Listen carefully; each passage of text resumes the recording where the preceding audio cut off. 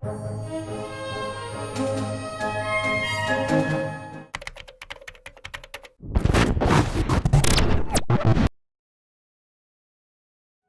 always believed that the secret to saving a lasting relationship is to create reasons to keep wanting the relationship.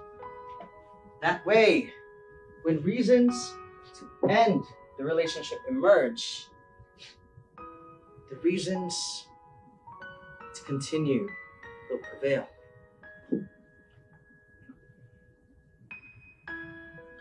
We made it this far.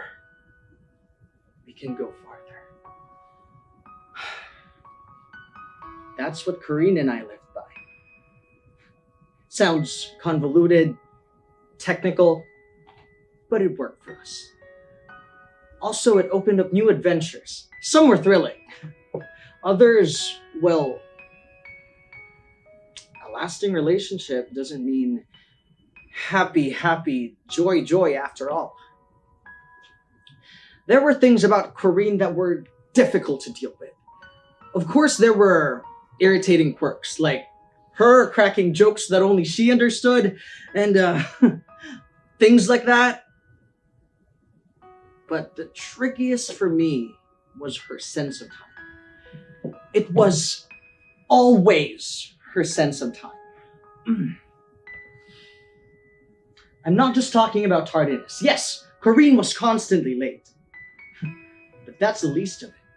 She mixed up schedules, not just the time, even the dates of the month.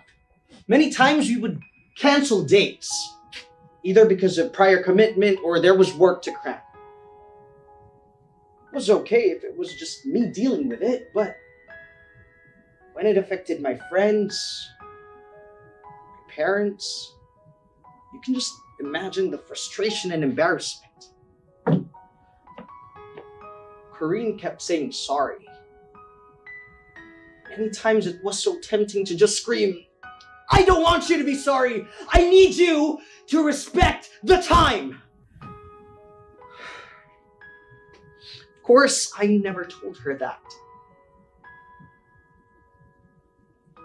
Sandra, Karine's best friend, would ask me why I never did. It's because whenever Karine said sorry, she really meant it.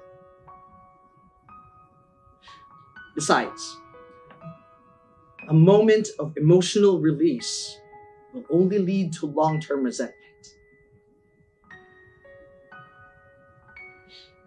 We made it this far. We can go farther. That's what I kept telling myself. If I can deal with this, I can deal with anything. That's another thing I kept telling myself. And we did go farther. And I did learn how to deal with anything that threatened our relationship. Inconvenient? Yes. But I loved Karine.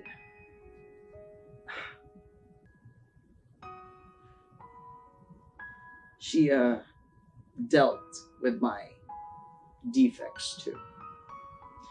Most of my friends find me too uptight, too eager, that I always come up with a plan B. I'm practically on high alert whenever things go wrong. I take initiative. My colleagues would tell me to trust them, but my instinct is to trust that they'll let me down. Task hog. That's what they called me in the office. But I just can't help it! If I'm like that at work, more with my personal life. Karine bore with that without any complaints. Though she did keep joking about it. I'd end up embarrassed, but I do realize that she has a point. I know I I hurt her sometimes. When I bring dinner to her office, or when I do her errands for her, just so we can stick to the schedule. That's being passive-aggressive, Sandra would say. Watch out! But it seemed Kareen also lived out her mantra. We made it this far. We can go farther. And farther we did go. People had a hard time understanding how Kareen and I stayed together for so long. It was actually in our prenup shoot that our mutual friends began betting about how long we'd be keeping our relationship. With the way that Kareen kept me in constant agitation with her sense of time, with the way I inadvertently guilt-tripped Kareen to no end. Some people would call our relationship too toxic. Only Sandra understood in the end. Kareen and I weren't opposites. We were complementary. Her poor sense of time intertwined with her optimism that I so much needed. And my uptight nature pushed Kareen out of her complacency. As the cliche goes, we weren't perfect, but we were perfect for each other.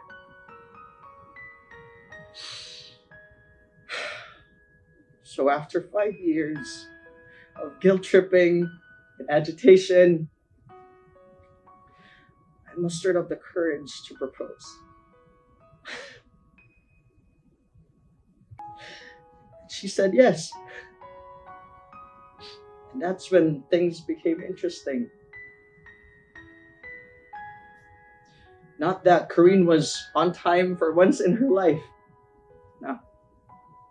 It was the storm during the ceremony.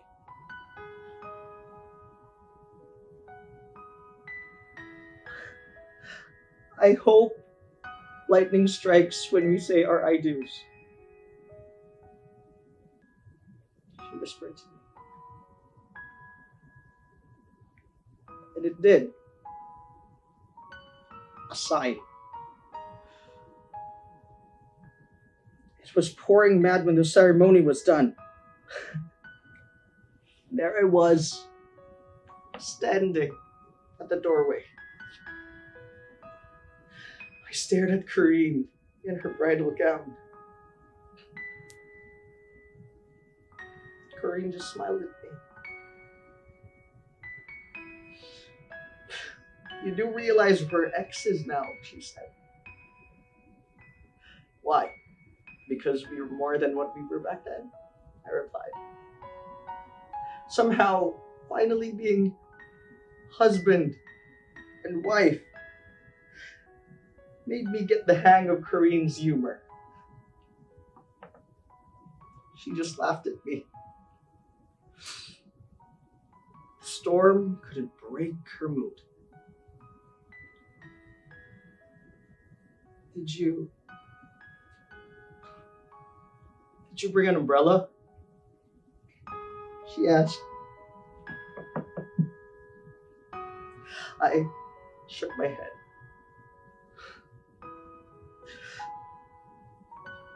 The distance from the doorway to the bridal car was quite a run under the rain. What are the chances that I'd be unprepared?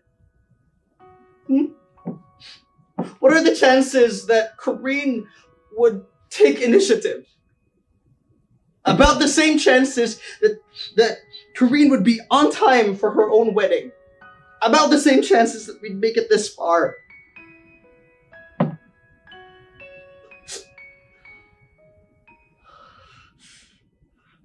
About the same chances as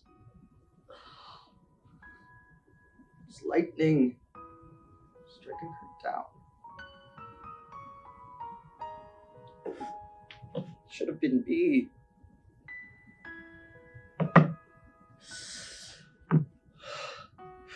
I was the one who was supposed to remember to bring the umbrella. If I did, then I probably broke the world record for having the shortest marriage ever.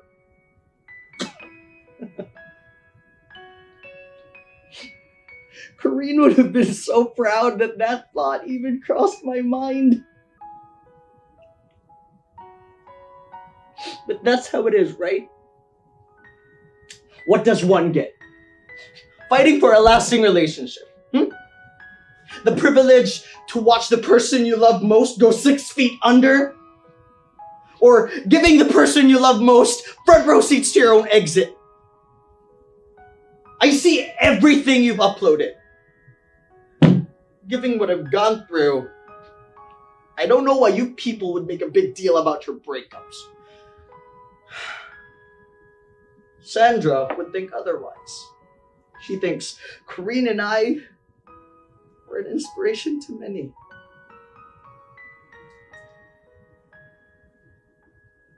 As short as my marriage was to Karine, it was the happiest any two couples have had.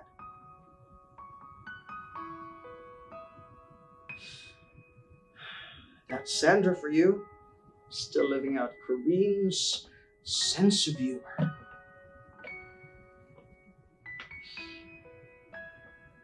Sandra's a good friend. Very much like Karine. Minus her poor sense of time. I look at Sandra, I think of Karine.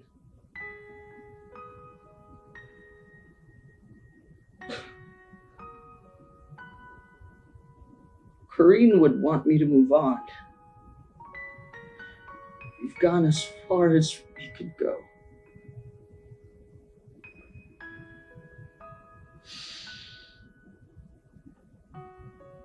But right now,